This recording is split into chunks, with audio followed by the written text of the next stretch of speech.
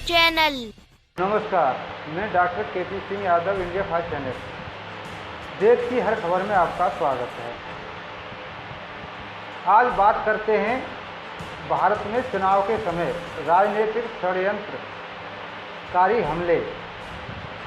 भाजपा सरकार में ठीक चुनाव के समय देश में हमले हुए। जम्मू कश्मीर के पूर्व राज्यपाल सत्यपाल मलिक ने इंटरव्यू में कहा, जब मैं पुलवामा कांड पर मुझे चुप और शांत रहने को कहा गया तो मैं तुरंत समझ गया था कि यह राजनीतिक षड्यंत्र है, चुनावी लहर बनाने के लिए एक ठीक चुनाव के समय हमलों की तैयारी है। और एक सुनिए लिस्ट। पुलवामा कांड 19 यानी चुनाव के समय हुआ। गलवान कांड ये भी चुनाव के समय हुआ। छत्तीसगढ़ दंतेवाड़ा का कांड, इसमें 72 सैनिक शहीद हुए थे, ये भी अटल बिहारी वाजपेयी के समय हुआ था। गांधार हमला ये भी बीजेपी सरकार में चुनाव के समय हुआ। अक्षरधाम हमला यह भी चुनाव में बीजेपी सरकार में हुआ। कारगिल युद्ध यह भी बीजेपी सरकार में हुआ। संसद में हमला यह भी बीजेपी सरकार में हुआ। अमरनाथ का हमला यह भी बीजेपी सरकार में हुआ। गोधरा कांड हमला यह भी बीजेपी सरकार में हुआ। पठानकोट हमला यह भी बीजेपी सरकार में हुआ। उरी हमला यह भी बीजेपी सरकार के समय में हुआ। राजूपाल उमेश पाल हत्या के असद हमला कांड यह भी बीजेपी सरकार में हुआ। और दंतेवाड़ा छत्तीसगढ़ में जो अभी हमले जो हुए हैं, जो 10 जवान मारे गए, 14 के करीब मारे गए, ये भी बीजेपी सरकार में ही हुआ। ये सब चुनावी षड्यंत्रकारी हमले हैं।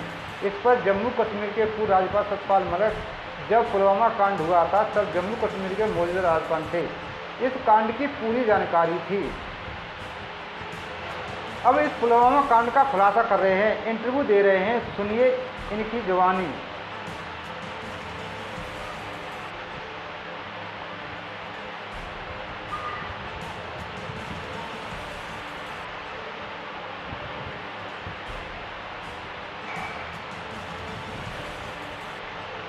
अब घटना की विस्तार से जानकारी। राजनीतिक अपराध के बारे में, राजनीति एक छल कपट की राजनीति है।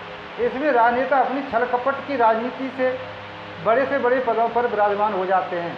आतंकी राजनीति के 5 अंग हैं: माफिया, गैंग, गुंडागर्दी, छल कपट, दमंगई, तानाशाही, भ्रष्टाचार से धन वसूली। इसके बल पर लोग बड़े से बड़े पद पर पहुंच जाते हैं।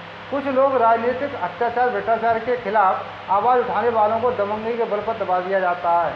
उनको कानून में फंसाकर हमेशा के लिए उनकी आवाज़ दबा दी जाती है। ऐसे ही हमारे देश में राजनीतिक षड्यंत्र के तहत चुनावी लाभ लेने के लिए ठीक चुनाव पर बड़ी से बड़ी घटनाएं हुई। नंबर 1, राजीव गांधी हत्याकांड, कश्मीरी पंडित कांड, दंतेवाड़ा हत्याकांड, 72 सैनिक शहीद हुए थे। उस समय अटल बिहारी वाजपेयी भाजपा की सरकार थी। इस कांड चुनाव में ठीक चुनाव से पहले हुआ था। कारगिल युद्ध यह भी चुनाव पर ही हुआ था। इसमें हजारों सैनिक शहीद हुए थे। तब भाजपा अटल बिहारी वाजपेयी की सरकार थी। इसके बाद 2019 में लोकसभा चुनाव पर पुलवामा कांड हुआ था। इसमें 42 सैनिक शहीद हुए थे। तब मोदी जी की सरकार थी। जम्मू कश्मीर के तत्कालीन सत्यपाल मलिक राज्यपाल थे। इसके बाद गलवान घाटी कांड हुआ।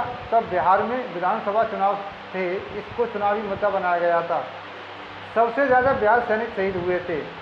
इसके बाद उत्तर प्रदेश निकाय चुनाव, कर्नाटक, छत्तीसगढ़, झारखंड से पहले उमेश पाल हत्याकांड, माफिया अतीक अहमद हत्याकांड हुआ, असद एनकाउंटर हुआ। यह सब चुनावी राजनीतिक षड्यंत्र के हथकंडे हैं। इससे राजनीतिक आतंकी लाभ लेना चाहते हैं।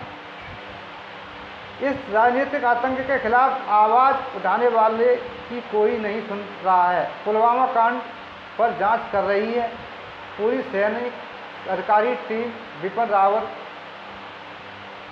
राजनीतिक आतंक के खिलाफ आवाज़ उठाने वाले की कोई सुन नहीं रहा। पुलवामा कांड पर जांच कर रही पूरी सैनिक अधिकारी टीम बिपिन रावत सहित हेलीकॉप्टर दुर्घटना अगस्त में शहीद हो गए थे। आज तक कोई जानकारी नहीं बताई गई।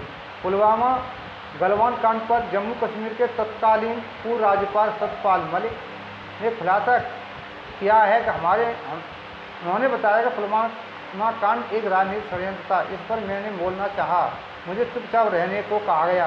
आज सत्यपाल मलिक मोदी सरकार की पोल खोल रहे हैं। इस पर गोदी मीडिया अनदेखी कर रहा है। कोई टीवी मीडिया पुलवामा गलवान कांड पर बहस करने के लिए तैयार नहीं है। इस पुलवामा गलवान कांड पर डिबेट और बहस न करना यह एक सोची समझी रणनीति है। इस पर अत्याचार को बढ़ावा देना है। जनता से सब कुछ छिपाया जा रहा है। जनता सब समझ रही है। यह सारी घटना जनता के सामने खुलकर आनी चाहिए। पुलवामा गलवान कांड जैसे गंभीर मसले पर सत्यपाल मलिक पर डिबेट होनी चाहिए। इन घटनाओं की जांच कर रहा देश दोषियों पर कार्रवाई होनी चाहिए, जिससे इन निर्दोष सैनिक शहीदों और परिजनों को न्याय मिल सके। ऐसी राजनीतिक घटना भविष्य में नहीं हो सके।